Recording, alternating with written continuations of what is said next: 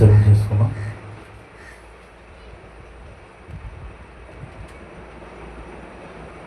దయచేసి మనమందరము కూడా వాక్యలేఖన పరిశీలనలో మరింత ముందుకు బలముగా నాటుకుంటూ వెళ్ళాలని ఆశపడుతున్నాను. మనం మొట్టమొదటిగా మన సంఘము దేవుడు చేసే మేలులు, లేకపోతే స్వస్థతలు, విడుదలలు, ఆశ్చర్యకార్యములు ఇవన్నీ జరగాలి అని అంటే మొట్టమొదటిగా మన వాక్యం మీద మనల్ని మనం కట్టుకోవాలి. వాక్యము ఎరిగిన వారిగా మనం ఉండాలి. వాక్యము లేకుండా మనము అపవాదిని ఎదిరించలేము. కొన్ని సందర్భాల్లో మనము సరైన మార్గంలో నడవక ప్రస్తుత కాలమందు కొన్ని దుర్బోధలు వస్తున్నాయి. అది ఎవరు బోధించినా, ఒకవేళ మీ దైవజనుడుగా నా ద్వారా బోధించినా, లేకపోతే కొన్ని యొక్క ప్రాంతాలకి మన వాక్య లేఖనాలకు వినడానికి వెళ్తూ ఉంటాం, మీటింగ్స్కి వెళ్తూ ఉంటాం, కోటాలకు వెళ్తూ ఉంటాం. పలు సమయాల్లో మనం ఆ యొక్క చెడ్డ మార్గంలో లేకపోతే దుర్బోధకు మనం అట్రాక్ట్ అవ్వకుండా, దుర్బోధలు మనం పడిపోకుండా మనల్ని మనం ఏం చేయాలంటే సత్యవాక్యమైన దేవుని వాక్యములో మనం బలపడుతూ ఉండాలి. మనల్ని మోసపుచ్చడానికి వెలుగుదూత ప్రయత్నం చేస్తూ ఉంటాడు. ముళ్ళును ముళ్ళుతోనే తీయాలని వాక్యములో నుండే సాతానుడు మనల్ని ఏం చేస్తాడంటే శోధింప చేయడానికి చూస్తాడు. మీ అందరికీ తెలుసు, యేసుక్రీస్తు ప్రభు వారు 40 రోజులు సువార్త 40 రోజులు ఉపవాస ప్రాప్తున్నప్పుడు ఏం చేసిందంటే, నువ్వు ఈ రాళ్లను రొట్టెలుగా చేసుకుని తినరాదా అన్నది. అది ఎక్కడి నుంచి అంటే సాతాను మాట్లాడింది. బైబిల్ గ్రంథంలో రాయబడింది ఏమని అంటే, తన తండ్రి రొట్టె అడిగిన ఎడల కుమారుడికి రాతినిచ్చిన, తండ్రికి కుమారుడు ఏమడిగాడంట? రొట్టెని అడిగాడంట. రాతినిచ్చిన, చేపను అడిగిన ఎడల పామునిచ్చిన అని అన్నాడు. అంటే కొన్ని సందర్భాల్లో సాతాను గడు దాన్ని క్యాచ్ చేసుకుని దేవుని వాక్యం నుంచి నిజమేగా, తండ్రే కుమారునికి రొట్టె అడిగిన ఎడల రొట్టెనే ఇస్తే పరలోకముందున్న తండ్రి ఏదైనా ఇస్తాడు కదా అని చెప్పి వాక్యములో నుంచే మనల్ని మోసపుచ్చడానికి, అబద్ధ బోధలతో నాటి దినాల్లో సంఘాన్ని మోసపుచ్చడానికి సాతాను గాడు సిద్ధముగా ఉన్నాడు. సాతాను ఎవరినైనా వాడుకోగలడు. వారు ఆత్మీయులు కదా, ప్రసంగికులు కదా, సేవకులు కదా అనడానికి వీల్లేదు. వినే మనం చాలా అలర్ట్గా ఉండాలి. ఇది దైవికమైన ప్రసంగమా, దైవికమైన మాట? ఒక్కసారి ఆ మాటను దొరిలింప చేయడానికి కూడా, ఆ అబద్ధమైన త్రోవ వైపు నడిపించడానికి కూడా సాతానుడు ప్రవేశిస్తూ ఉంటాడు. పౌలు అంటాడు కదా, ఈ వాక్యంలోని ఉన్నది తప్ప బైబిల్లో మరి ఏది కూడా అంటూ పరలోకం నుంచి దూతే దిగి వచ్చి చెప్పిన వాక్యంలో లేకపోతే అది మనం యాక్సెప్ట్ చేయడానికి వీలు లేదంట. ఎక్కడి నుంచి వచ్చింది దూత? పరలోక రాజ్యం నుంచే, దేవుని దగ్గర నుంచే వచ్చిన అది ఒకవేళ వాక్యానుసారమైన మాట కాకపోతే మనం దానిని తీసుకోవడానికి వీల్లేదు, యాక్సెప్ట్ చేయడానికి వీల్లేదు. కారణం ఏంటంటే పరలోకంలో దూతలతో సహా పడిపోయిన పరిస్థితి. ప్రధాన దూత లూసిఫర్ కానీ, లూసిఫర్ యొక్క అనుసరులైన దూతలు కానీ పడిపోయి రోజున పాతాళానికి త్రొక్కబడిన జాబితా ఉంది. గనులైన గొప్ప గొప్ప ఆకాశ నక్షత్రములకే ప్రకాశించే దైవజనులు కూడా నేటి దినాల్లో పడిపోయి అతలాపతలం అయిపోయిన పరిస్థితులు నేటి దినాల్లో కనబడుతున్నాయి. కాబట్టి చెప్పే వారి వైపు కాదు నీవు చూడాల్సింది, చెప్పే వాక్య బోధన వైపు చూడు. చూసిన ఆ వాక్యపు మాటలు సరైనవో కావో, సత్యమైనవో కావో, వాక్యానుసారమైనవో కావో గ్రహించే ఆ యొక్క గ్రహింపు కలిగిన ఆధ్యాత్మికమైన లోతు మనం కలిగి ఉండాలి. మరింతగా మిమ్మల్ని బలపరుచు నిమిత్తముగా ఈ మధ్య కాలంలో కొన్ని ప్రశ్న పత్రములు మీ కొరకు తయారు చేస్తున్నాం. ఒక్కొక్క అధ్యాయంలో, ఒక్కొక్క పుస్తకంలో ప్రశ్న పత్రము మీకు ఇచ్చి వారం తర్వాత మీ దగ్గర కలెక్ట్ చేసుకుంటాం. ఆ వారంలో మీరు చూసే రాతారో, చూడకుండా రాతారో, ఏదో ఒక రకంగా ఆ పేపర్ని ఫిల్ చేసి రావాలి. ఎందుకనంటే మీకు మరింతగా ఆ కాంపిటీషన్ ద్వారానైనా వాక్యపు లోతుల్లోనికి మిమ్మల్ని నడిపించాలనే మా కోరిక. బైబిల్ ఇంటికి వెళ్ళి బైబిల్ ఏ స్థానంలో ఉంటుందో మరలా చర్చికి వచ్చేదాకా అదే స్థానంలో ఉండటం మాకు ఎంత మాత్రం ఇష్టం లేదు. మనకి బైబిల్ లోతు తక్కువగా ఉన్నదాని గ్రహింపు ఎక్కువ అవ్వాలని ఆశ, ఆలోచన. అందు నిమిత్తముగా దయచేసి మిమ్మల్ని ప్రేమించి ఆది కాండం నుంచి ప్రకటన గ్రంథం వరకు ఒక్కొక్క పుస్తకాన్ని కొద్ది యొక్క తేలికపాటి ప్రశ్నలతో మీ ముందు పెట్టాలని ఇష్టపడుతున్నాను. నా ఈ ప్రయత్నం నాకు ఏదో పని లేక కాదు, నాకేదో అవసరం ఉండి కాదు, మిమ్మల్ని మరింతగా లోతైన జీవజలములలోనికి, పచ్చికలోనికి నడిపించాలని కాపరి యొక్క ఉద్దేశం. హల్లెలూయా. మీ కొరకు నా ఆలోచన, మీ కొరకు నా ధ్యాస, మీ కొరకే నా యొక్క తపన ప్రయత్నం. హల్లెలూయా, హల్లెలూయా. చిన్న మంద భయపడుకుడి, మీలో ఉన్నవాడు గొప్పవాడు, లోకంలో ఉన్నవాడి కంటే గొప్పవాడు. హల్లెలూయా. గడిచిన కొన్ని వారములలో మనము ఈ సంఘాల గురించి మాట్లాడుకోవడానికి బదులుగా ఒక వారం మట్టల ఆదివారం గురించి మాట్లాడుకున్నాం, మరొక వారం ఈస్టర్ గురించి మాట్లాడుకున్నాం. అంతకుముందు వారం ఏమో దైవజనరాలు వచ్చి 7 కొండల గురించి చెప్పింది.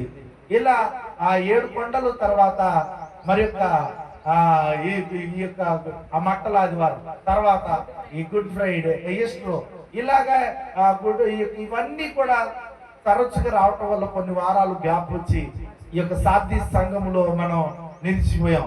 అంతకుముందు వారములో అయితే జీవించుచున్నామన్న పేరు మాత్రమే ఉన్నది కానీ నీవు మృతుడవే. హల్లెలూయా. చల్లగానైనా ఉండు, వెచ్చగానైనా ఉండు, నులివెచ్చని స్థితి ఏల సోదరా. చల్లగానైనా ఉండు, వెచ్చగానైనా ఉండు, నులివెచ్చని స్థితి ఏల సోదరి. వాని క్రియలకు జీతమిచ్చెదనన్నాడు, వాని క్రియలకు జీతమిచ్చెదనన్నాడు. యేసు అన్న మాటలను మరవబోకుమురన్న, యేసు అన్న మాటలకు మరువబోకుమురన్న. జీవించుచున్నావన్న పేరు ఒక్కటే, మృతుడవే నీవు మృతుడవే. జీవించుచున్నామన్న పేరు మాత్రమే, మృతులమే మనము మృతులమే. హల్లెలూయా. మృతతుల్యమైన జీవితముల గురించి మాట్లాడుతూ ఈ తుయతైర సంఘమును సార్దిస్ అనే సంఘమును దేవుడు హెచ్చరిస్తూ వారికి ఆత్మీయమైన జీవితం ఉందంట కానీ అటు చల్లగా లేదట, ఇటు ఎచ్చగా లేదట. వారి క్రియలు కలిగి ఉన్నారంట కానీ అటు చల్లగా లేవట, ఇటు ఎచ్చగా లేవట. అవి ఎలాగున్నాయని ఇక్కడ హెచ్చరిక చేస్తున్నాడంటే ఉన్న క్రియలు కూడా రేపు మాపు చచ్చిపోయేలాగా ఉన్నాయంట. ఉన్నాయి కొన్ని. ఎలా ఉంటదంటే మంచం మీద ముసలోడు ఉన్నాడు అనుకోండి, ఎలా ఉన్నాడు రా అంటే ఎవరు అడుగుతారు? ఇటు బతకడం అటు సావడం, రేపు మాపు అన్నట్టు అంటారు కదా చూసొచ్చి. అలాగుంటది మన ఆత్మీయ భక్తి స్థితి. అటు బతకము, ఇటు సావం, అటు లోకంలో ఉండవు, ఇటు పరిపూర్ణమైన క్రైస్తవులు కూడా ఉండవు, అటు ఇటు అన్నట్టు ఉంటది మన బతుకు. అటువంటి బతుకుని జీవించుచున్నావన్న పేరు మాత్రమే నీకున్నది కానీ మృతుడవే. హల్లెలూయా. మనం చాలాసార్లు జ్ఞాపకం చేశారు, మనం అటో కాలు ఇటో కాలు వేయడానికి వీల్లేదు, అటు ఇటు ఉండడానికి వీల్లేదు, ఏదో ఒక పక్క ఉండాలి. ఎందుకంటే క్రైస్తవుని ఖచ్చితంగా ఆత్మీయ పోరాటం ఉంటుంది. నీవు బాహ్యముగా పోరాటం చేసే పోరాటం కాకుండా ఎప్పుడైతే ప్రియమైన దేవుని పెట్టమని పేరు పొందావో, ఫలానా స్టాంప్ అని పట్టదో, అక్కడి నుంచి నీ మీద ఆత్మీయమైన పోరాటం ప్రారంభించబడుతుంది. when you are baptized, నీవు బాప్తిజం తీసుకున్న తర్వాత దేవుడేమో బాప్తిజం తీసుకుని నిన్ను నేరుగా పరలోక రాజ్యానికి తీసుకెళ్లాలని ఆయన కోరిక. బాప్తిజం తీసుకున్న అదే నిన్ను ఏ విధముగానైనా నరకాన్ని తీసుకెళ్లాలని దాని కోరిక. ఈ మధ్యలో బంతి ఎవరంటే నువ్వే. అవతలోడు బాలేతాడు, యువతలోడు పడతాడు, అవతలోడు బాలేతాడు, యువతలోడు పడతాడు. ఆలాలు బాగానే ఉంటారు. బంతిలా గోడ పట్టుకుని బంతిలా గిరగిర తిరగాల్సింది మనమే. కాబట్టి జాగ్రత్తగా ఉండాలి మన జీవితం. అటు కొడితే పరలోకం, ఇటు కొడితే నరకం. ఎటెళ్ళాలనేది మన జీవితానికి ఒక విధి ఉండాలి. ధనవంతుడు అంటాడు కదా, నువ్వు బ్రతికి ఉండగా నీ జీవితం చక్కపరుచుకుని సావాలి, చచ్చిపోయినాక దీపం ఆరిపోయిన తర్వాత ఇల్లు చక్కబెట్టుకోవడానికి కుదరనే. దీపం ఉండగా ఇల్లు జీవించుచున్నామన్న జీవితంలో నీ జీవితం మృతతుల్యము కాకుండా భక్తిగా యథార్థముగా రోషము కలిగిన జీవితముగా మొక్కాల అనుభవంతో కన్నీటి ప్రార్థనతో వాక్య లేఖన అనుభవాలతో దేవుని సన్నిధిలో మరింత ఆత్మీకమైన బలోపేతముగా నిన్ను నీవు ఉద్యోగపరచుకోవాలి. కానీ ఏదో వెళ్ళామా వచ్చామా కూర్చున్నామా ఉన్నామా అన్నట్లు ఇదిగో అటు ఇటు కాకుండా ఉండేటట్లు నిలువెచ్చని స్థితి ఉండడానికి వీల్లేదా? నా ప్రియమైన దేవుని బిడ్డలారా, మనం ఆత్మీయమైన పోరాటంలో ఉన్నాం. మన పోరాటం మనుషులతో, అధికారులతో, ప్రధానులతోనూ అధికారులతోనూ ప్రస్తుత అంధకార సంబంధులకు లోకనాథులతో పోరాటము చేయించున్నామంట. మనకు కనిపించే పోరాటం కాదు అది, బాహ్యమైన పోరాటం. అంతరంగ పురుషుడు బలం పొందాలి, అంతరంగ పురుషుడు శక్తి పొందాలి. ఈ అంతరంగ పురుషుడికి ఆహారం పెట్టి ఎన్ని రోజులు అయిందో, ఈ అంతరంగ పురుషుడికి నీళ్ళిచ్చి ఎన్ని రోజులైందో, ఈ అంతరంగ పురుషుడిని బాగోగులు చూసుకుని ఎన్ని రోజులైందో, మోకాళ్ళ ప్రార్థన దానికి దప్పిక తీర్చుకోవడం సమానం. వాక్య లేఖన పరిశీలన ఏమండి, ఎంతకు ముందు అమ్మా వాక్యం వింటున్నావా, వాక్యం చదువుతున్నామంటే నాకు చదువు రాదండి అనేవారు. ఇప్పుడు సెల్ ఫోన్ నొక్కి వాక్యం అని చెప్పేసి ఇదిగో మామూలుగా ఇలాగా నోటుకు చెప్తే చాలు. ఇప్పుడు దేవుని వాక్యం, ప్రసంగం, విశ్వాస జీవితం, ఆత్మీయత నీ నోటితో ఏం చేస్తే చల్లదొచ్చేది. ఇప్పుడు అన్నిటికీ తెలుగు నేర్పుతున్నావు, కానీ దేవుని దగ్గర బలపడేదానికి మాత్రం తెలివి నేర్పించట్లా. అదొక్కదానికి మాత్రమే. కతుమ అన్నిటికీ నీ తెలివికి అసలు యాగన వెళ్ళి అస్సలు సరిపోదు. అసలు యాగన వేలో పుట్టాల్సిన వాళ్ళు యాగన వేల్లో కోడలు గానో లేకపోతే తల్లులు గానో పిల్లలు గానో చెల్లెలు గానో అక్కలు గానో అమ్మలు గానో పిల్లలు గానో ఉండాల్సిన వాళ్ళు మీరు కాదు, మేధావులు, సామాన్యమైన మేధావులు కాదు, వదలాలి. కానీ బయటకి ఎక్కడి నుంచి వదలకాలాగా ఉన్నారు, కానీ వదిలితే అమ్మేసేవారే. అంత తెలివైన చాలా విలువైన వాళ్ళు మీరు. మీ గురించి మీకు తెలియట్లేదు. నిజంగా మీ పక్కన వాళ్ళు మిమ్మల్ని గుర్తించట్లేదు మీ తెలివిని. హల్లెలూయా. సో కాబట్టి ఎందుకు పొగుడుతున్నానో తిడుతున్నారా? రెండురా. హల్లెలూయా. సో కాబట్టి ప్రియమైన వాళ్ళరా, దేవుని వాక్యానికి, దేవుని ఆత్మీయతకు, దేవుని సన్నిధిలో బలపడడానికి తప్పితే దేనికైనా ఉపయోగిస్తున్నాం మన తెలివితేటలో, దానికి తప్పితే. కాబట్టి దయచేసి ఈ రోజున దేవుని సన్నిధిలో మన వాక్యమును వింటూ వాక్యములో బలపరచబడుతున్నామంటే ఎంతగా దేవుని యొక్క వాక్యమును మన హృదయంలో నింపుకుంటున్నాం, అంతరంగ పురుషుడు అంతగా బలం పొందుతాడు. హల్లెలూయా, హల్లెలూయా. ఆత్మహత్య చేసుకోవాలని చెప్పేసి అనిపించింది అనుకోండి శ్రమల్లో, ఆ టైంలో వాక్యం గుర్తు రావాలంటే మన హృదయంలో ఆల్రెడీ ఏముండాలి? వాక్యం ఉండాలి. వాక్యం ఉంటే గద్దింపులకు లోను చేస్తుంది, జ్ఞాపకాన్ని చేస్తుంది. నువ్వు పరలోక రాజ్యానికి వెళ్ళవన్నా అంటది, దేవుని భయానన్నా జ్ఞాపకం చేసింది, దేవుని వాక్యంతో ఆదరణన్నా ఏదో ఒక విధముగా నిన్ను బలపరిచి నిన్ను స్టాండర్డ్ గా నిలబెడుతుంది. ఆ వాక్యము చేత అంతరంగ పురుషుడు బలం పొందాలి, అప్పుడు యుద్ధములకు నువ్వు పోరాటం చేయగలవు. నా ప్రియమైన స్నేహితులను గమనించి, దేవుని వాక్యము చేత మనం ఎల్లప్పుడూ బలపరచబడుతూ ఆదరించబడుతూ ఉత్తేజింపబడాలని దేవునికి ఉద్దేశం. అందుకే ఈ సార్థి సంఘము ఈ 3వ భాగంలో ఏమంటున్నాడంటే, ఈ యొక్క ప్రియమైన దేవుని బిడ్డలారా జాగరూకుడవై ఉండమంటున్నాడు. చూద్దాం ఆ వచనాలు మనం చదువుకుందాం ఆ బైబిల్ గ్రంథములో. సాధ్య సంఘముల గురించి ప్రకటన గ్రంథం 3వ అధ్యాయం 1 నుంచి 6 వచనాలు మరొకసారి ధ్యాన పట్టిక. సార్దీసులో ఉన్న సంఘ దూతకు ఇలాగ వ్రాయుము, 7 నక్షత్రములను దేవుని 7 ఆత్మలను గలవాడు చెప్పు సంగతులు ఏమనగా, నీ క్రియలు నేను ఎరుగుదును. ఏమనగా, జీవించుచున్నావన్న పేరు మాత్రం ఉన్నది గాని నీవు మృతుడవే. నీ క్రియలు నా దేవుని ఎదుట సంపూర్ణమైనవిగా నాకు కనబడట్లేదు గనుక జాగరూకుడవై చావనయ్యున్న మిగిలిన వాటిని బలపరచుము. నీవెలాగు ఉపదేశము పొందితివో, ఎలాగు వింటివో జ్ఞాపకము చేసుకుని దాన్ని గైకొనొచ్చు మారు మనసు పొందుము. నీవు జాగరూకుడవై ఉండని ఎడల నేను దొంగ వలె వచ్చేదును, ఏ గడియను నీ మీదకు వచ్చేదును నీకు తెలియదు. అయితే తమ వస్త్రములను అపవిత్రపరచుకుని కొందరు, అపవిత్రపరచ కొనని కొందరు సార్దీసులో నీ యొద్దున్నారు. వారు అర్హులు గనుక తెల్లని వస్త్రములు ధరించి నాతో కూడా సంచరించెదరు. జయించువాడు అలాగున తెల్లని వస్త్రములు ధరించుకును. జీవ గ్రంథములో నుండి అతని పేరే మాత్రమును తుడుపు పెట్టక నా తండ్రి ఎదుటను ఆయన దూతల ఎదుటను అతని పేరును ఒప్పుకొందును. సంగములతో ఆత్మ చెప్పుచున్న మాట చెవిగలవాడు వినుగాక. హల్లెలూయా, హల్లెలూయా.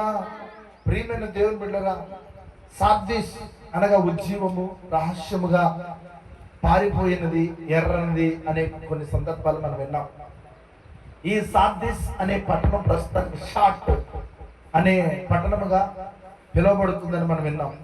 ప్రశంసలు ఏంటి అని అంటే, ఈ పట్టణంలో అసలు ప్రశంసలు లేవు, కానీ మనం ఏమన్నా ఈ ప్రతిదీ ప్రశంసలు ఇవ్వాలనుకుంటే, మీలో కొందరు తమ వస్త్రములను అపవిత్రపరచు కొనని వారు కొందరు ఉన్నారు.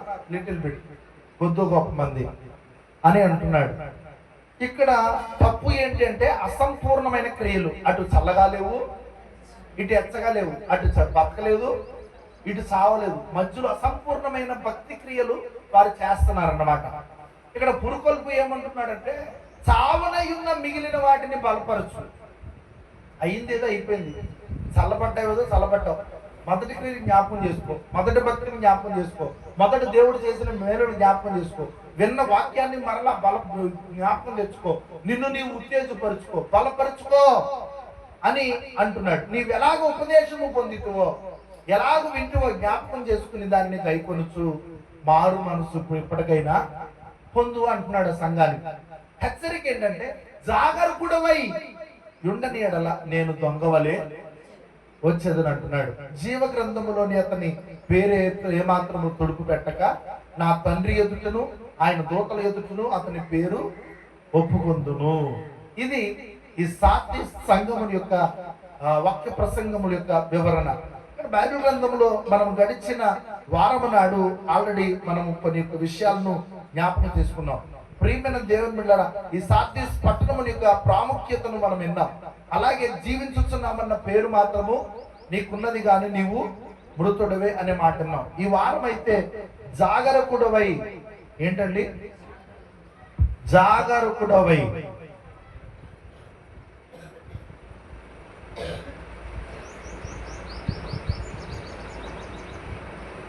ఇది ఈ రోజు మనం మాట్లాడుకునే అంశం. జాగరూకుడవై. జాగరూకుడై అనే అర్థం ఏంటంటే, సిద్ధముగా ఉండు, బి అలర్ట్, నిద్రపోకు, మెలకువగా ఉండు అని అర్థం. అది నిద్రపోతుంది సంఘం.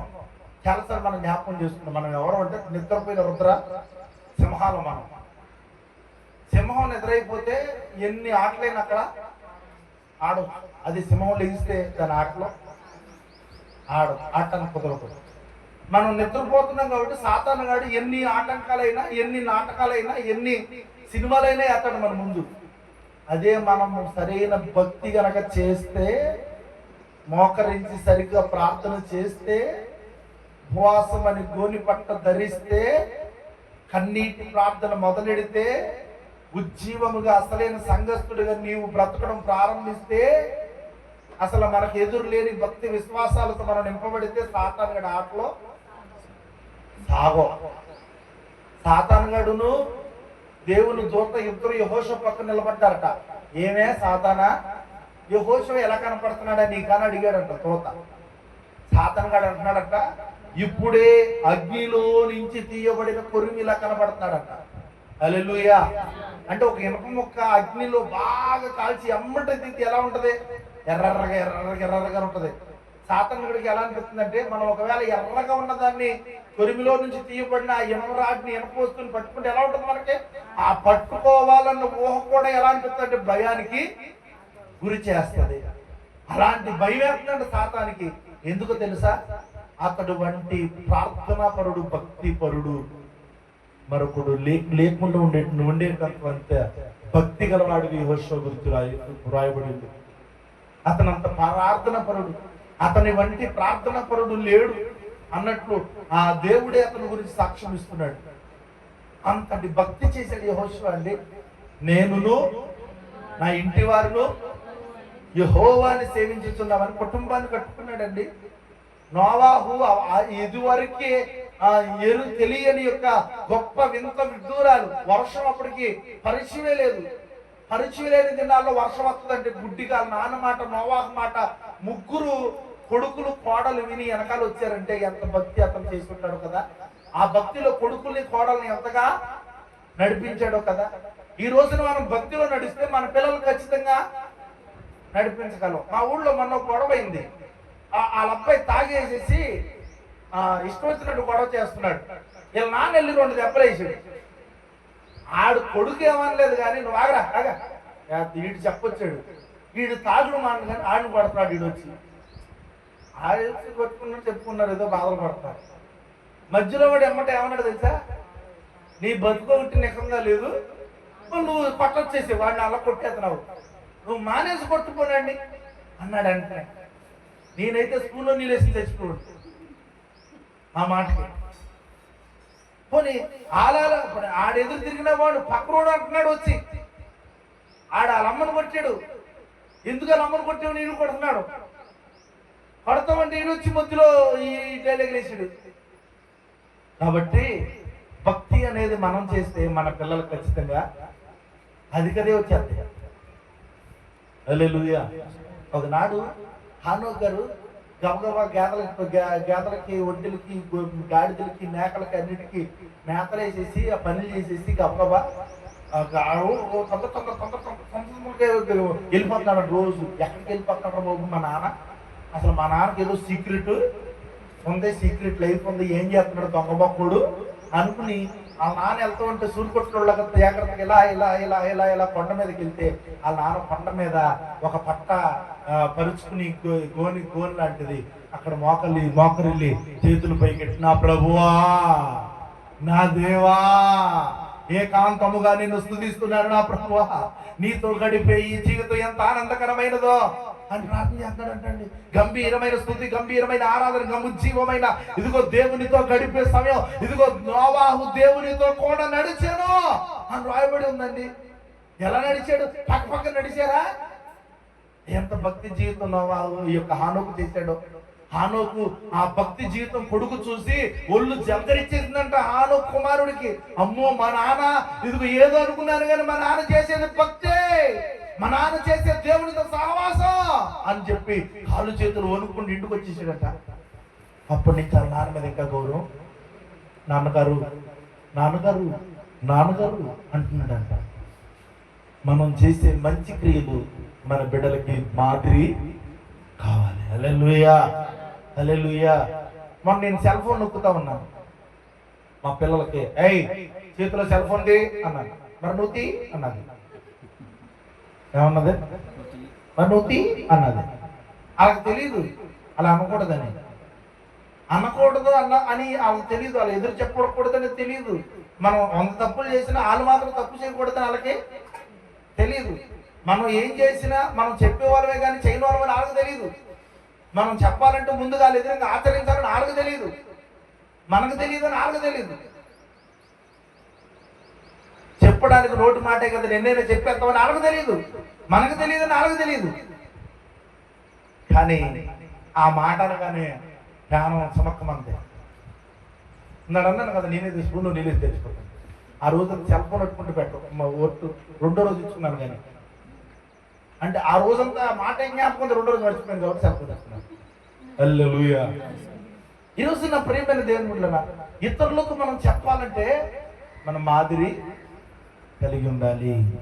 ఈ రోజున దేవుని యొక్క సన్నిధిలో మనము మన బిడ్డలకు మాదిరికరమైన భక్తి మనం చేస్తూ వారిని రోషము కలిగిన వారిని చేయాలి.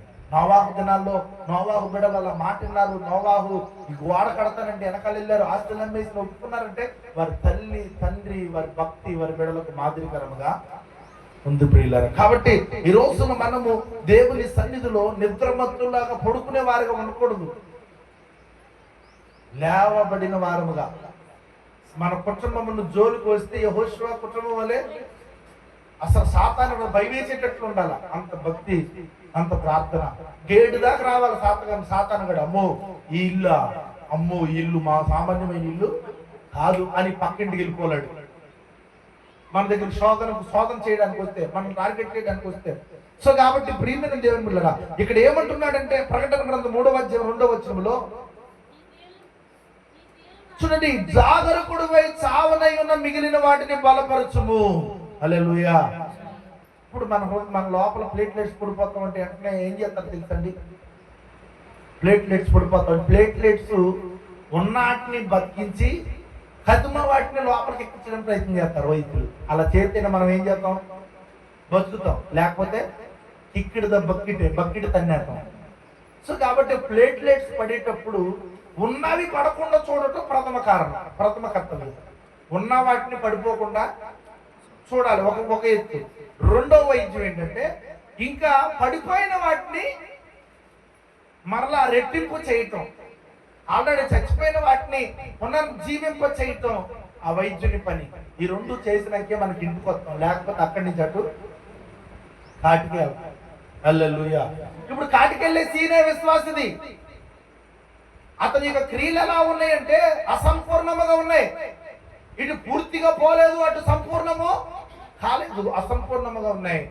ఈ అసంపూర్ణమైన క్రియల గురించి మాట్లాడుతూ నువ్వు చావనై ఉన్న మిగిలిన వాటిని బలపరుచుకో. ఈ సాధ్య సంఘక్రియలు దేవునికి సంపూర్ణమైనవిగా కనిపించలేదట, అసలు లేకుండా పోలేదు, కానీ సంపూర్ణత లోపించిందని దేవుడు ఈ సంఘం మీద ఈ తప్పును మోపుతూ ఉన్నాడు. ఉన్న ఆ క్రియలు కూడా చావడానికి సిద్ధముగా ఉన్నాయట. ప్రియమైన దేవుని బిడ్డలారా, అందుకే ప్రభువు సెలవిస్తున్నాడు, నీవు మేల్కోవాలి. ఏం చేయాలి? మేల్కోవాలి. చావడానికి సిద్ధముగా ఉన్న క్రియలను నిన్ను నీవే బలపరచు. ఎందుకు నా సహోదరి సాక్ష్యం చెప్పినప్పుడు నా ప్రార్థన ద్వారా నేను బలపడదాం అనుకున్నాను, అక్కడ దాకా ఎందుకులే అనుకున్నాను. ఇక్కడ నిన్ను నీవే బలపరచుకోవలసిన సందర్భాలు కొన్ని ఉన్నాయి. ఉండాల్సిన టైంలో ఏమంటున్నాడంటే నిన్ను నీవే మేల్కొని చావడానికి సిద్ధముగా ఉన్న నీ యొక్క ఆత్మీయ స్థితిని బలపరుచుకో. ఎంతవరకు దేవుడు మనతో కూడా ఉంటాడు, మనము ఎల్లప్పుడూ మనతో. ప్రియమైన దేవుని బిడ్డలారా, మా అమ్మ మా నాన్న అన్నారు కాబట్టి నాకు బాగా ధైర్యం ఉందండి అని అన్నావు అనుకో, అమ్మ నాన్న ఎంతకాలం ఉంటారు? మా ఆయన ఉన్నాడు కాబట్టి నాకు చాలా ధైర్యం ఉంది అంటాం. మీ ఆయన ఎంతకాలం ఉంటాడు? మీ ఆవిడ ఉంది కాబట్టి చాలా ఇదిగా ఉందండి, అంతా నాకు అనుకూలంగా ఉందంటే మీ ఆవిడ నీకు ఎంతకాలం నీతో ఉంటుంది? ఎవరివి వాళ్ళవే క్రియలు కొన్ని ఉండాలి, లేకపోతే మనం బ్రతకడం కష్టం. మా మిస్సెస్ గారు, పాస్టర్ గారు బైబిల్ ట్రైనింగ్కి వెళ్ళింది, అన్ని పనులు నేనే చేసుకున్నాను. చాలా మంది విశ్వాసులు వస్తాను అన్నారు. లేదు, నేను అలా చేసుకోకపోతే, అలవాటు లేకపోతే, నా పనులు నేనే చేసుకోకపోతే అది నాకు బ్రతకడానికి చాలా కష్టం. హల్లెలూయా. సో కాబట్టి ప్రియమైన దేవుని బిడ్డలారా, జాగరూకుడివై ఉండాలి అనగా మెలకువగా ఉండాలి. ఏ రోజున ఎక్కడ నిద్రపోతున్నావు? నీ ఆత్మీయ స్థితి ఎక్కడ నిద్రపోతుంది? ఎలా నిద్రపోతుంది? నీ కుటుంబ పరిస్థితుల వల్ల నిద్రపోతుందా? నీ వ్యాపారం వల్ల నిద్రపోతుందా? నీ ప్రయాణాల వల్ల నిద్రపోతుందా? నీ పనుల వల్ల నిద్రపోతుందా? లేకపోతే నీకేదన్నా నీ జీవితంలో కొందరు ప్రవేశించి నీ సమయాన్ని దొంగిలించి నిద్రపోయే పరిస్థితిని తీసుకొచ్చారా? కొంతమంది ఏం చేస్తారంటే పిల్లలు పుట్టినాక పిల్లలతోనే సమయం గడిపోతుంది, సరిపోతుందండి, అసలు నాకు టైమే ఉండట్లేదు ప్రార్థనకి, అందుకే నా ఆత్మీయ స్థితి నిద్ర అయిపోతుంది.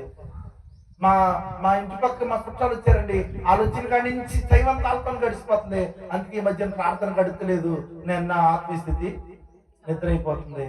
ఈ మధ్య కాలంలో నుండి సెల్ ఫోన్ వచ్చింది, దాన్ని అర్థం చేసుకోవడం టైం పడుతుందో నొక్కుతా ఉన్నాను.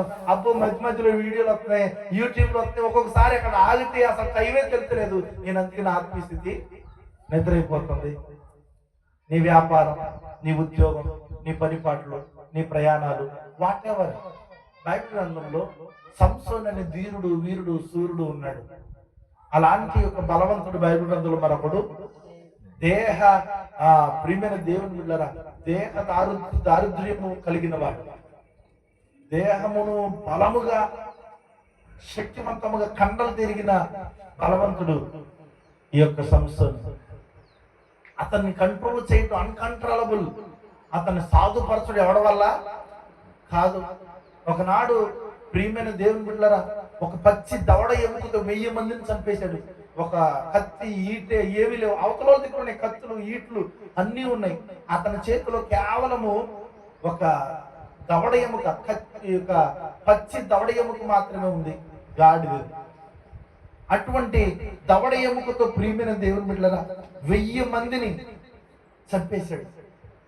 300 నక్కలను పట్టుకుని తోక కట్టేసి ఆ ఫిలిష్తీయుల పొలాల్లో వదిలేశాడు. ఒక్క నక్కను పట్టుకోవడానికి మన వల్ల అవ్వదు.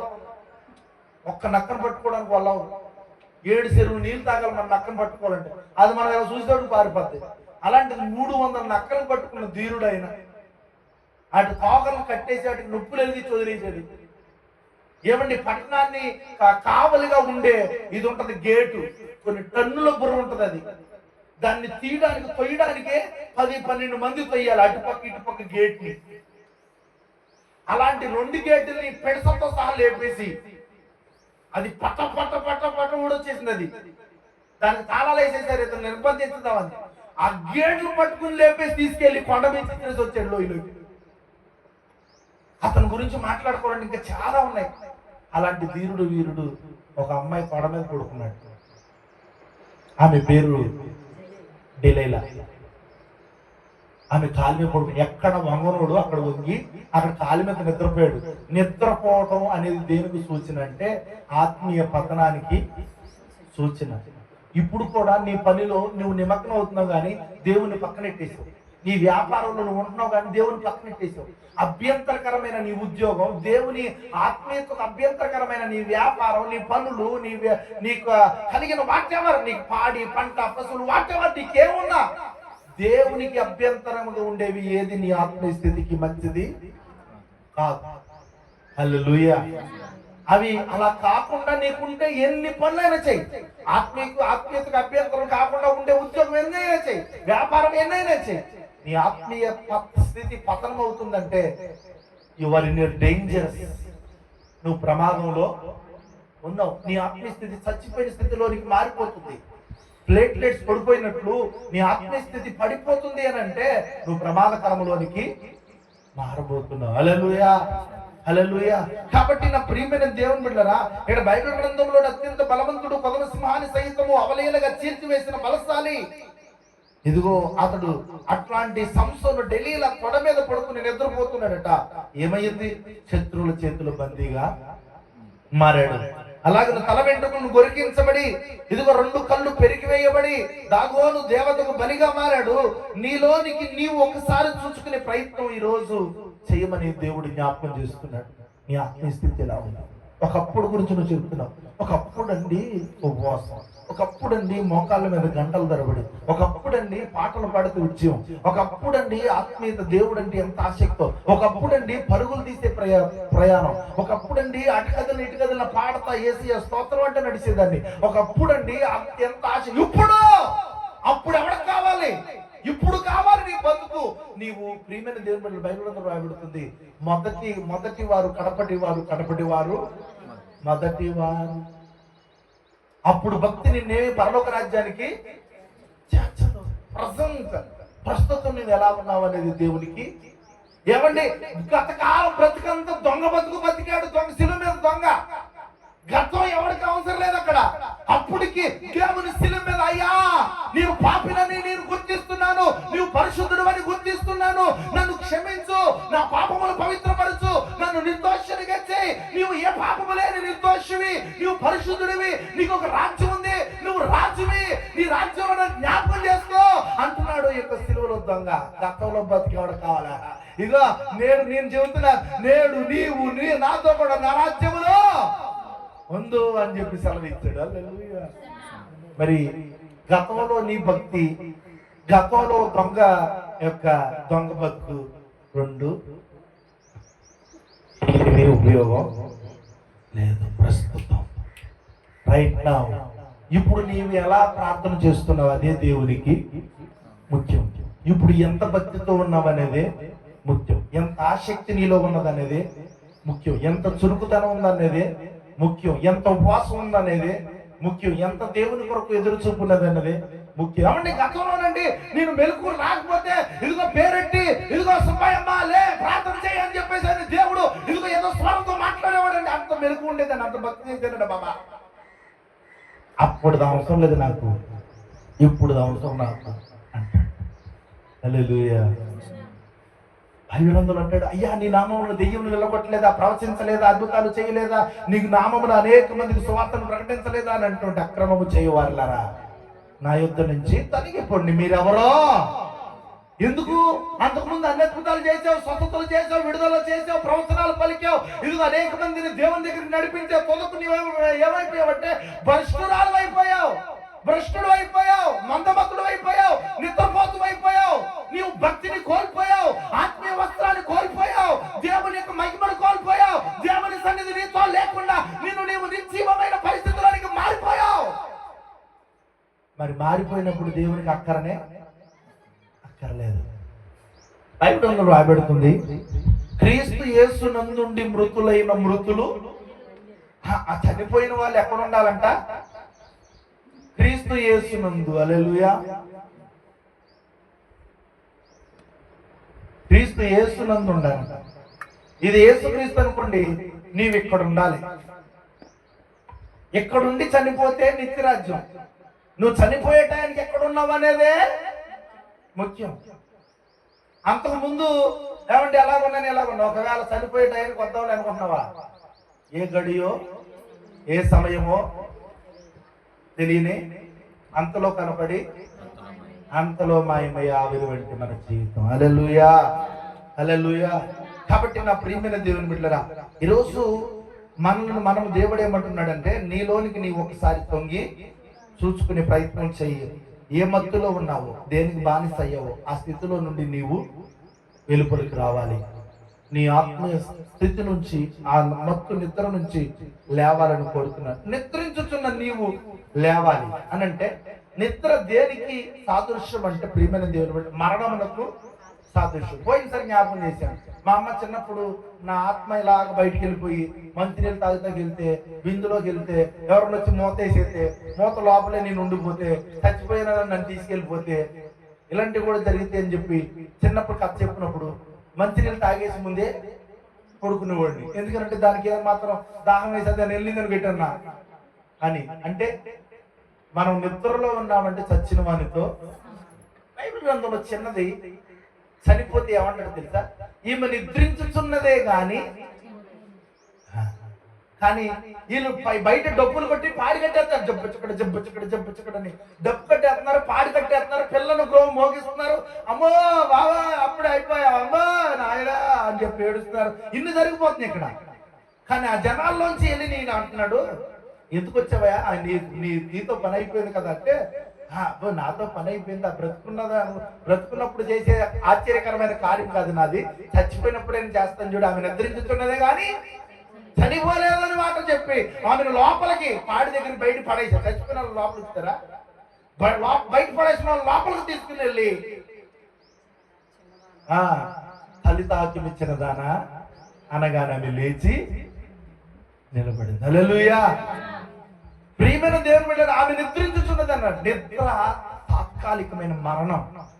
అంటే నువ్వు మరణ వ్యవస్థలో ఉండే ఆత్మీయ నిద్రలో మేలుకోవాలని ఈరోజు సాధ్య సంగమునకు మాట్లాడుతూ మనకు ఒక హెచ్చరికలు దేవుడు చేస్తూ ఉన్నాడు. నిద్ర మరణమునకు సాదృశ్యముగా ఉంది. నిద్రించుచున్న వాడు తప్పక లేస్తాడని మనకు తెలుసు, కానీ అట్లానే మరణించిన తర్వాత మనం లేస్తామని సజీవమైన నిరీక్షణ మనకుంది. తప్పక లేస్తాం కూడా. అయితే ఇది ఎప్పుడు సాధ్యమంటే, ఈ లోకంలో నీవు శరీరంతో జీవిస్తున్నప్పుడే ఆత్మీకమైన అంధకారంలో నుంచి లేచి మృతుతుల్యమైన నీ జీవితాన్ని నిన్ను నీవు చక్కా ఇజిగియా అంటాడు. ఇజిగియా నువ్వు మరణం అవ్వబోతున్నావు, నీ ఇల్లు చక్క పెట్టుకో అంటాడు. ఎప్పుడు చక్క పెట్టుకోవాలి? బతుకుండగానే. అంటే చావబోతున్నావు, యువర్ టైమ్ ఇస్ ఓవర్, నీ పని అయిపోవచ్చిందంట, దేవుడు చెప్పి రమ్మన్నాడు, నువ్వు చావబోతున్నావంట, నీ ఇల్లు చక్క పెట్టుకున్నాడు. అంటే అప్పుడు ఇజికి ఏమైనా నిద్రపోయాడు. ఏమయ్యాడండి? నిద్రపోయాడు. నిద్రపోయినోడుతో లేచి ఇల్లు ఇల్లు ఎవరి ఇల్లు అంటే అది దేహం అనే ఇల్లు. ఇల్లును చక్కబెట్టుకోవడానికంట లేవాలంట.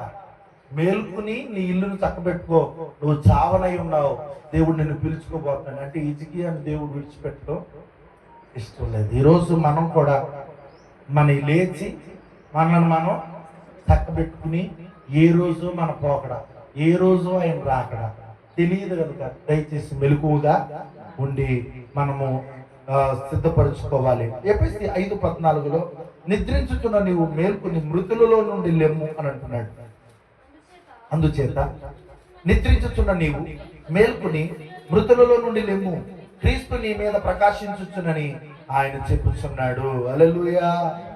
నిద్రించుచున్న నీవు ఎక్కడి నుంచి లేవాలంట? మృతులలో నుండి లెమ్ము, క్రీస్తు నీ మీద ప్రకాశించబోతున్నాడు అని చెప్తున్నాడు. హల్లెలూయా. లేస్తేనే, నిద్రలోంచి లేస్తేనే దేవుడు నీ మీద ప్రకాశిస్తాడు, లేకపోతే నీ మీద ప్రకాశించడానికి. నిద్రపోయిన వారి మీద ఆయన ఉండడానికి ఇష్టపడ్డాడు, నిద్రపోయిన వాళ్ళతో ఆయన ఉండడానికి ఇష్టపడ్డాడు. నిద్ర దేనికని చెప్పాను? నిద్ర అనేది ఆత్మీయమైన ఉజ్జీవము లేని, భక్తి సరైనదిగా లేని ఒక భక్తి జీవితానికి, ఆత్మీయ విశ్వాసకి సాదృశ్యం. హల్లెలూయా, హల్లెలూయా. లేచిన నీవు ఎలా ఉండాలంట? మెలకువగా లేస్తారు. కొంతమంది లేక అంటే కళ్ళు తెరుస్తారు, మళ్ళీ ఇటు వచ్చేటప్పుడు మళ్ళీ నిద్రైపోతారు. అవును కదా? ఇక్కడ లేవటం ప్రాముఖ్యం కాదు అమ్మా, పూర్వం ఇక్కడ లేవటం ప్రాముఖ్యం కాదు. దేనికి ఏమి ప్రాముఖ్యం అంటే, లేచిన నీవు మరలా నిద్రపోకూడదు, మెలకువగా ఉండాలి. హల్లెలూయా. మెలకువగా ఉండాలి. మెలకువగా ఉంటేనే దేవుడు మనలను, ప్రియమైన దేవుని బిడ్డలారా, నిద్రపోకుండా మనం ఉండగలిగితేనే దేవుని యొక్క ప్రకాశమానం మన మీద ఉంటుంది. హల్లెలూయా. చూడండి, బైబిల్ గ్రంథంలో మెలకువగా ఉండాలి అని అంటే నిద్రపోకుండా గుడ్లు అప్పగించి చూస్తుండడం కాదు, ఆధ్యాత్మికమైన మత్తు నుండి నీవు లేవాలి. మా 10వ తరగతి పరీక్షలు రాసేటప్పుడు మమ్మల్ని తీసుకెళ్ళిపోయి ఒక రూములు పెట్టేసాడు మాస్టర్. పెట్టేసి చదవండి అని చంపుకు తినేస్తాడు. ఎప్పుడు ఎక్కడ నిద్ర రాదు, చదువుకొని నిద్ర వచ్చేస్తున్నాడు. అయితే ఏం చేసామంటే పొలాలు ఇట్టు ఇక్కడక్కడ పైన కనపడకుండా చూస్తూనే కావాలి కదా, అలా చూతనే ఉండేవాళ్ళు. మాస్టర్ చదువుతున్నాడు కోసం ఒక్కొక్కసారి రే ఏం చేస్తున్నట్టే చదువుతాను సార్. మరి నోరు చదువుతులేదా అంటే కంటు చూపుతూ చదువుతున్నాను సార్ అని చెప్పేటవాడు. హల్లెలూయా. సూతం ముఖ్యం కాదు, ఇక్కడ గుడ్లు అప్పగించి సూతం కాదు. సూతం వల్ల అక్కడ ఉపయోగం లేదు. ఇక్కడ ఏమంటున్నాడంటే ఆధ్యాత్మికమైన మత్తు నుండి లేవాలట. లేచి నిన్ను నీవు ఏం చేసుకోవాలి? సిద్ధపరుచుకోవాలి, నీ జీవితాన్ని చక్కపరుచుకోవాలి. ఇది నిద్రపోయే సమయం కానీ దేశాలు కొట్టుకు చచ్చిపోతున్నారు. ఏ రోజు మన మీదకి వచ్చే అనుభవం పడిపోద్దో తెలియదు. ఎప్పుడు మనం పోతామో వార్తలు చూడండి, రోజుకు భయానకమైన వార్త చెబుతుంది. ఈ మధ్య కాలంలో వాతావరణంలో ఏదో తేడా వచ్చి వచ్చిందంట. ఏమొచ్చింది? వాతావరణంలో తేడా వచ్చిందట, స్వాధీనంలో లేదట. ఏమండి, ఆ వర్షం వస్తేనే భయంకరంగా వస్తుందంట కొద్ది రోజుల్లో, లేకపోతేనే భయంకరమైన ఎండలు. ఎప్పుడు కూడా నువ్వు పుట్టిన కానీ చూడని భయంకరమైన ఎండలు వస్తాయంట. ఏసీ అధికదే కరిగిపోద్దంట. అలాంటి భయంకరమైన ఎండలు రాబోతున్నాయంట, లేకపోతే భయంకరమైన వర్షం అన్నా రాబోతున్నాడు. ఈ రెండు రాకపోతే కనుక డాబాలతో సహా కదిలిపోయే గాలి రాబోతుందంట. ఇవన్నీ ఎదురు చెబుతున్నారా బాబు అని అనుకునే టైంలో నాకు ఒకటి అర్థమైంది, మనకు పోయే కాలం దగ్గరకు వచ్చింది అని. హల్లెలూయా. కాబట్టి ఇది నిద్రమత్తుతో పడుకునే టైము కాదు, మనం మెలకుగా ఉండవలసిన టైం. కాలము పరిపూర్ణం కాబోతుంది. వచ్చుచున్నవాడు ఆలస్యం చేయక రాబోతున్నాడు. నీవు ఆధ్యాత్మికమైన గురులో ఉంటే విడిచిపెట్టబడతావు. ఆ సమయంలో ఎత్తుబడి వారులో నీవు ఉండవు. మెలకువగా ఉండు, మెలకువగా ఉండు. మెలకువ అంటే కళ్ళు తెరిచి ఉండడం కాదు, ఆధ్యాత్మికమైన మెలకువ. మెలకువగా ఉండి చక్కబెట్టుకో. నీ దేవుని సన్నిధిలో ప్రార్థన చేస్తూ ఆధ్యాత్మికమైన నీవు సిద్ధపరచుకోమని దేవుని వాక్యం చెప్పబడుతుంది. రోమా 13:11 ఒక్క 2 నిమిషాలు చెప్పి నేను ముగించేస్తున్నాను, అయిపోయింది.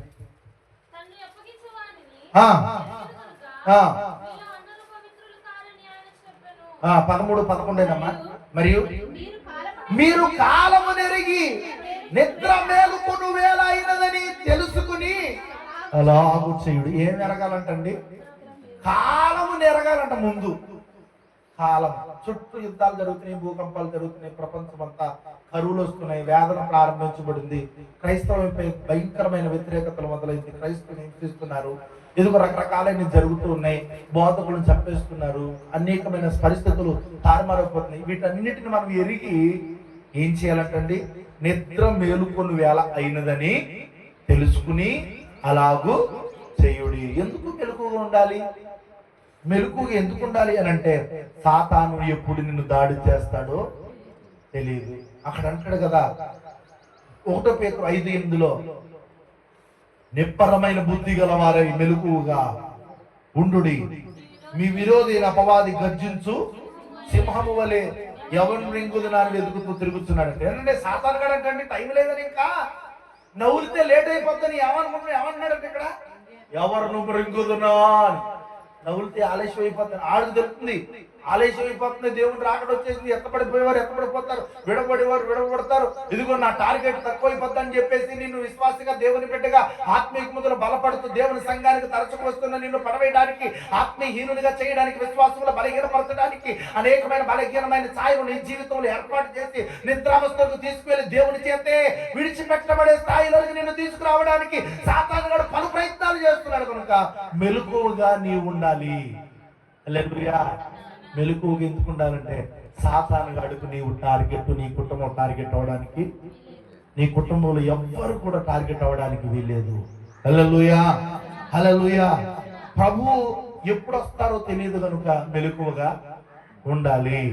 ప్రియమైన దేవుని బిడ్డలారా, 25:13 అంటాడు కదా మత్తయి సువార్త 25:13, ఆయన రాకడెప్పుడో మన పోకడెప్పుడో, మన ప్రాణం పోకడెప్పుడో తెలియదు కనుక మనల్ని మనం సరి చేసుకుని సిద్ధపడి మెలకువగా ఉండాలి. ఆ దినమైనను ఆ గడి అయినను మీకు తెలియదు కనుక మెలకువగా ఉండుడి. యేసు ప్రభు అంటాడు, ప్రభు రాకడెప్పుడో మీకు తెలియదు కనుక మెలకువగా మెలకువ కలిగి ఉన్న వారికి చేయబడిన వాగ్దానాలు ఏంటో తెలుసా? మెలకువ కలిగి ఉన్నవారు ధన్యులట, ఎందుకంటే ప్రభువే వారికి ఉపచారము చేస్తారు. చూద్దాం బైబిల్ లూకా 12:37 ఆ మెలకువగా ఉన్న వారికి దేవుని వలన కలిగే ధన్యతలు. ప్రభుయే వచ్చి ఏ దాసులు మెలకువగా ఉండుట కనుగొనునో ఆ దాసులు ధన్యులు. అతడు నడుము కట్టుకుని వారు భోజన పంక్తిని కూర్చుండబెట్టి తానే వచ్చి వారికి ఉపచారము చేయమని మీతో నిశ్చయముగా చెప్పుతున్నాను. హల్లెలూయా.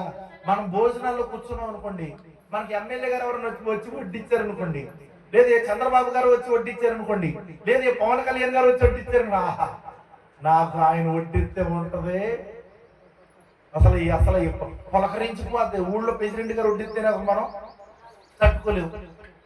అలాంటిది పెద్ద పెద్ద అధికారులు వడ్డిస్తే ఇంకా ఆగుతామా? అలాంటిది ఇక్కడ అంటే మెలకువగా ఉండి ఎత్తబడిన వారి జాబితాలో ఉండి ఆ గొర్రె పిల్ల పెండ్లి వివాహ మహోత్సవంలో చేర్చబడిన వారి కట్టండి దేవుడే వారికి భోజన పంక్తిలో భోజనం వడ్డిస్తాడట. వారు ధన్యులట, వారు అదృష్టం చేసుకున్న వాళ్ళట. హల్లెలూయా. అదృష్టం నీకు కావాలా? అయితే నువ్వు మెలకువగా ఉండి ప్రార్థన చేసి నిన్ను నీవు చక్కబెట్టుకో. ప్రియమైన దేవుని బిడ్డలారా, వెలుగు సంబంధులు నిద్రపోరు. ఆత్మీయ నిద్ర వారికి రాదు, విశ్వాస నిద్ర వారికి రాదు, లేక వారి జీవితంలో ప్రార్థనలో నిద్ర రాదు, వాక్యంలో నిద్ర రాదు, లేక ఆత్మీయ విశ్వాస జీవితంలో నిద్ర రాదు, సహవాసంలో నిద్ర రాదు, ఎక్కడ ప్రార్థన అంటే అక్కడ నిద్ర రాదు. దేవుని పని అంటే అస్సలు అంటే నిద్ర అంటే దేని గురించి చెప్పాను? నిద్ర అనేది నిర్లక్ష్యము రాదు, నిర్లక్ష్యం రాదు. ప్రార్థనేగా, కోటమేగా, మీటింగ్కేగా, చర్చికేగా, మోకరించి ప్రార్థన చేయడానికేగా, బైబుల్ చదవడానికేగా, పట్టణ ప్రార్థనకేగా అనే నిర్లక్ష్యము అనే నిద్ర రాదు. ఎవరికంటే వెలుగు సంబంధులకు. 1 తెస్సలోనికీయులకు రాసిన పత్రిక 5వ అధ్యాయం 5వ వచనం 6వ వచనం 5వ అధ్యాయం 5వ వచనం 6వ వచనం, మీరందరూ వెలుగు సంబంధులను పకటి సంబంధులై ఉన్నారు. మనము రాత్రి వారము కాము, చీకటి వారము అసలు కాము. కావున ఇతరుల వల్ల నిద్రపోక మెలకుగా ఉండి మత్తులము కాక యుందుము. హల్లెలూయా. మనము నిద్రమత్తులతో, ఆత్మీయమైన నిద్రమత్తులు, చురుకుతనం లేకుండా, ఆత్మీయ పరుగులు లేకుండా, దేవుని మందిరం అంటే ప్రేమ లేకుండా, దేవుడి సన్నిధి అంటే ఆసక్తి లేకుండా, దేవుని పరలోక రాజ్యం గురించి ఆలోచన లేకుండా, భూ సంబంధమైన వాటితో నిద్రపోయే ఆత్మీయ హీన స్థితిలో మనం ఉన్నామేమో. మెలకువ కలిగి ప్రార్థన చేసుకుందాం. మా గురించి ప్రార్థన చేద్దాం. ప్రియ